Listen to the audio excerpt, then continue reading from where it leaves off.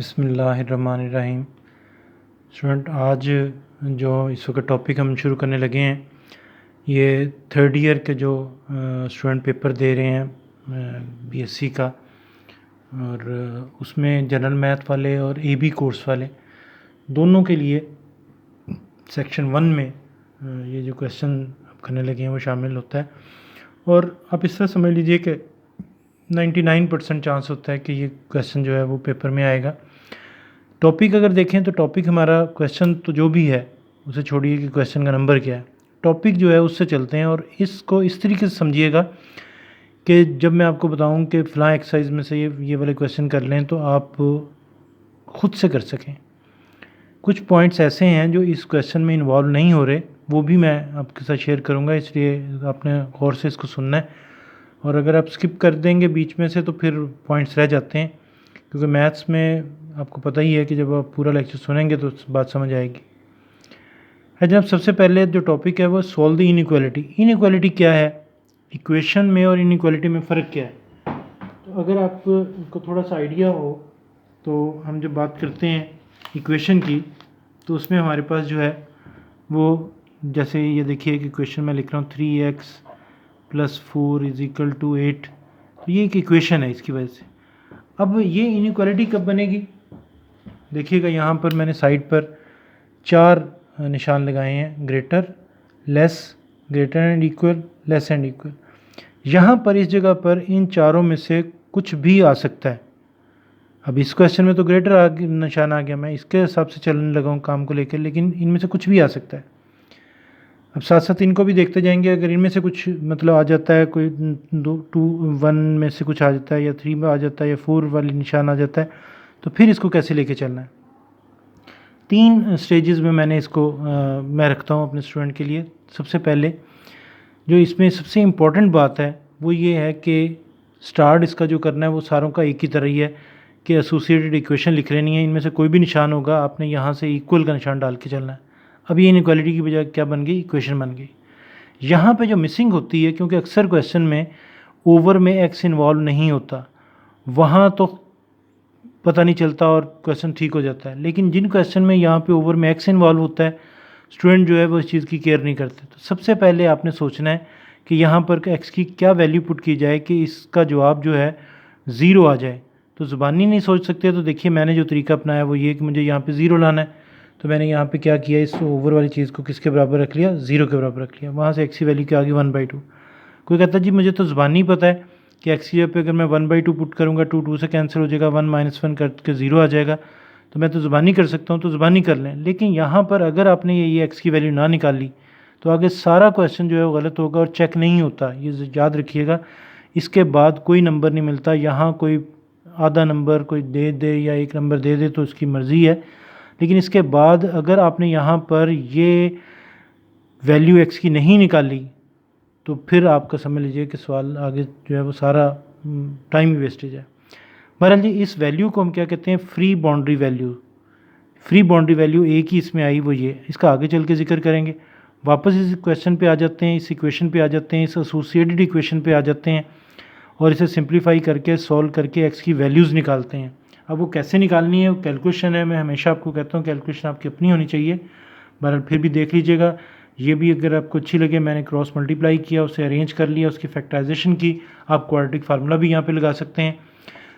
करने के बाद यहाँ पे एक्स की मेरे पास जो वैल्यू हासिल हुई वो 2 वैल्यू हासिल हुई। ये जो 2 वैल्यूज़ हासिल हुई हैं इन्हें हम कहते हैं बाउंड्री वैल्यूज़। अब हमारे पास टोटल वैल्यूज़ कितनी आ गई, टोटल वैल्यूज़, टोटल या ऑल बाउंड्री वैल्यूज़ हमारे पास 3 आ गई, 2 ये और एक वो पीछे निकली हुई है। मैं फिर आपको बता दूं कि अगर वो आपने नहीं निकाली तो आपका सारा क्वेश्चन आगे गलत है। खैर जनाब, 3 वैल्यूज़ आ गई। अब यहाँ पे पहला मरला ख़त्म हुआ। दूसरे मरले में क्या करना होता है कि इन तीनों वैल्यूज़ को हमने नंबर लाइन पे जो है वो ज़ाहिर करना होता है। नंबर लाइन क्या होती है, एक लाइन लगा लेते हैं और दरमियान में कहीं पे लिख देते हैं 0। राइट साइड पे जो है वो पॉजिटिव नंबर्स आ जाते हैं, लेफ़्ट साइड पे जो है वो नेगेटिव नंबर्स आ जाते हैं। ये सिलसिला चलता जाता है अप टू +∞ की तरफ, और ये किस तरफ चलता जाता है, -∞ की तरफ। अब देखिए ये तीनों को मैंने यहाँ पे मार्क किया है। कैसे मार्क किया है, 0, यकीनन 1/2 जो है वो 0 से आगे होगा, 1 से वो छोटा होगा 1/2, क्योंकि 0.5 होता है ना, ½ ऑफ 1। तो यहाँ पे मार्क लगा दिया, ये 1 यहाँ पे मार्क लगा दिया। अब आ जाते हैं -3, तो 0 से इस तरफ जब चलेंगे -1 आएगा, -2 आएगा, -3 आएगा, यहाँ पे मार्क लगा दिया।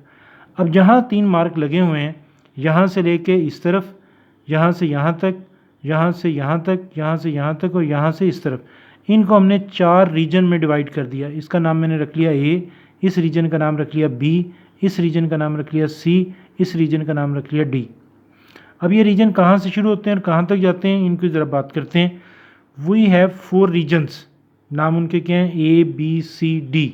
अब ये रीजन जो है वो कैसे बनाने हैं, -3 से इस तरफ चलेंगे, ∞ की तरफ। अब ये जो चीज़, ये जो ब्रैकेट्स हैं, इन पे गौर करने वाली बात है। ये ब्रैकेट्स जो हैं किसी क्वेश्चन में तो ये बाहर की तरफ ओपन है और किसी क्वेश्चन में ये अंदर की तरफ इनकी शक्ल है। इसे हम कहते हैं ओपन इंटरवल, इसे हम कहते हैं क्लोज इंटरवल।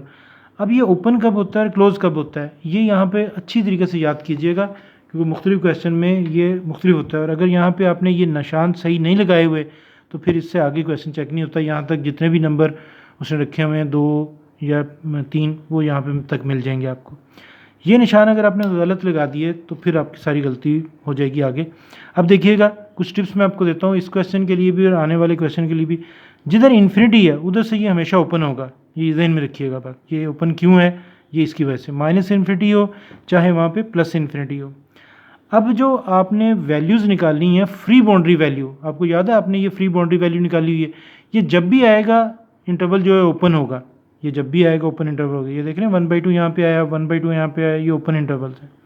अब रह गया कि जनाब ये यहाँ पे चांस है कभी ये क्लोज इंटरवल होगा, यहाँ पे कभी ये ओपन इंटरवल होगा।